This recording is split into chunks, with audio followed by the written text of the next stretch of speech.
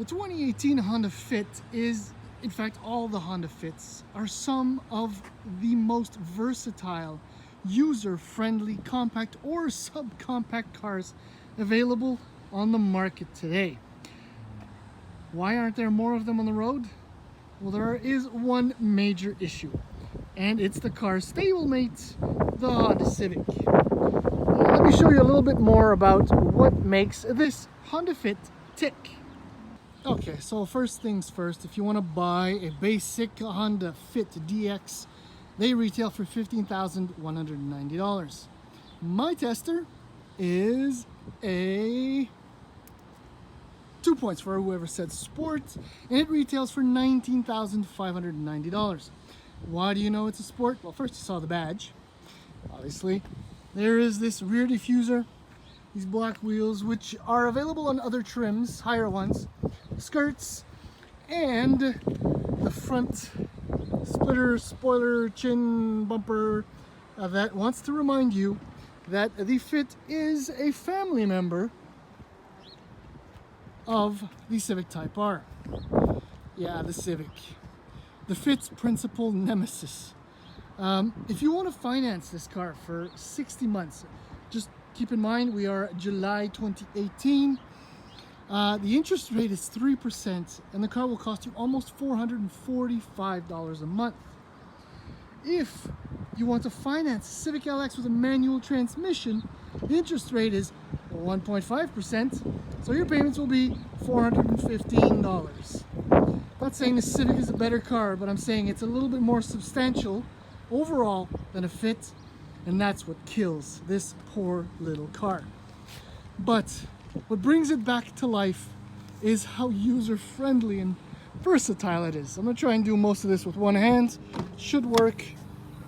Okay, so that's 470 liters of trunk. Loads of space. The lift over is actually really not that high, so it's easy to get stuff in there. It's wide, it's tall, it's wonderful. Okay, so you get your 60/40 split in the back. Check this out. Okay, lower seat, the magic happens here. Boom. Lock it in place. Yes. Tall objects, anything.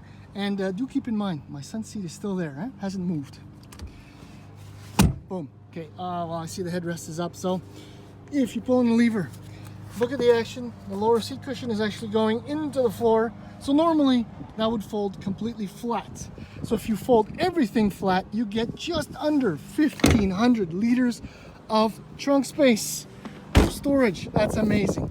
Also amazing, look at the opening. It's really tall. It's so easy to get in and out of. And installing my baby seat, my son's seat, a breeze. I am sitting completely square back here. My knees are bent. Look at the amount of leg room. It's nuts. And the seats are really high off the ground, so you can slide your feet right under there. Elbow room is really good. Head room is not bad. You won't be able to really fit 3 across, but you could do it if you're in a bind. Now, again, with the son's seat, there's a generous amount of room right here, so his feet will never touch the seat back. And there's a lot of leg room up front for your average size adult. All right, up front, on the seats are comfortable too. Lovely seats, love the trim, love the contrast stitching. I hate the fact that there's only one power door lock switch.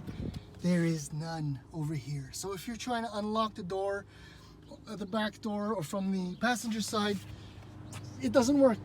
But again, shortcomings, it makes up for. Now look at this, cup holder, actually a phone holder. Decent door bins, storage, same bin there. This thing is huge. And it's getting really warm in here, so let's start it up. Get the key out of the pockets. There we go. Lovely, very clear, easy to read gauges. Cruise control is included in the model. And Bluetooth. You can change your menus up here. Screen has a knob, wonderful. Very straightforward. USB port here, which is very nice to recharge with the 12-volt power outlet, one of each down there again. Your heated seat and your 6-speed manual transmission. and room. So much headroom. I'm 5'10" and change, whatever I wish, and change. But there's so much headroom. The visibility is incredible. These little windows here, the low hood, a vast expanse of glass. This is a great little car.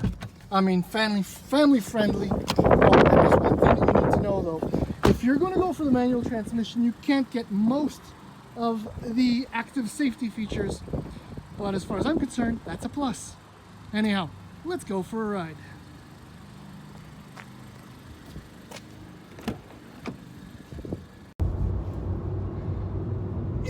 It's been 12 years, almost 11 years or so since the first Fit arrived, and I mean, quite honestly, I've never met a Honda Fit that I didn't like.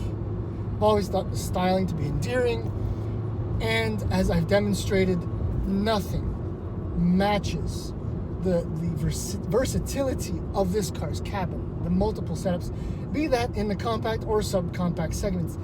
Even a number of crossovers can't do what the Fit does.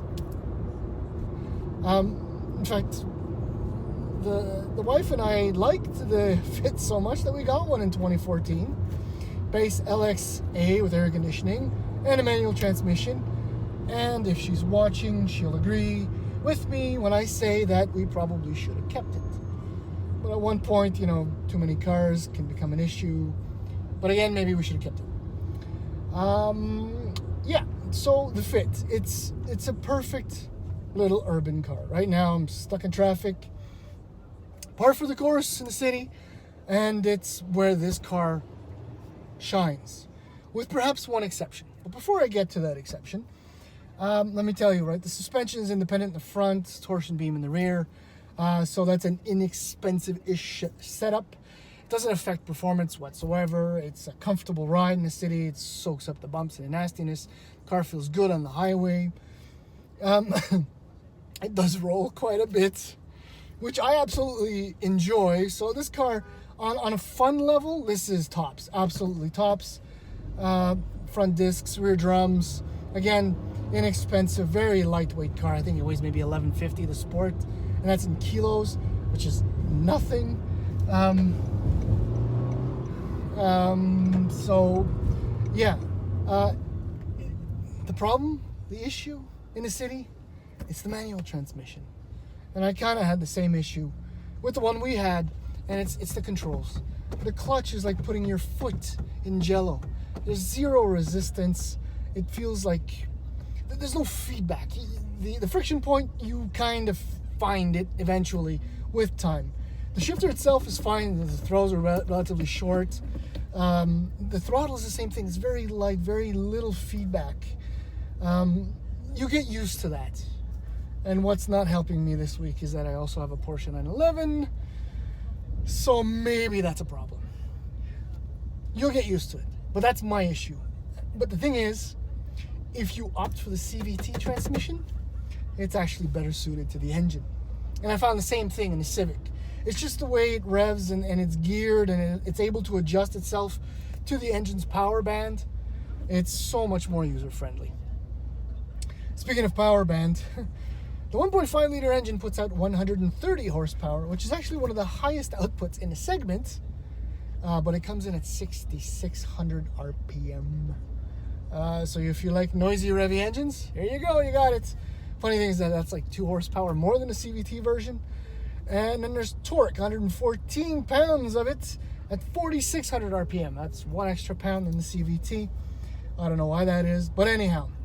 So if you want to extract performance, you got to keep your foot down against the floor a lot. But luckily, no matter what you do, the car will never consume. The car will never consume more than 7 liters per 100 kilometers, which is not exactly good, but it's not exactly bad. So essentially, to conclude, I mean, the Fit is a fantastic car. The biggest issue is the pricing and the incentives from Honda, which essentially make it uninteresting. Because right next door, right nearby in a showroom, there's a Civic that is a much more substantial automobile for the same or worse, less money. Still, this is a great little car. I'd get it over a Toyota Yaris, or both, or a GM product, or whatever other small cars. But in the end, I probably wouldn't get another Fit, and I'd just go for a compact car, which is a more interesting product, generally speaking. But otherwise, I do know people that have purchased a Fit, and they all love them. So, yeah, that's it.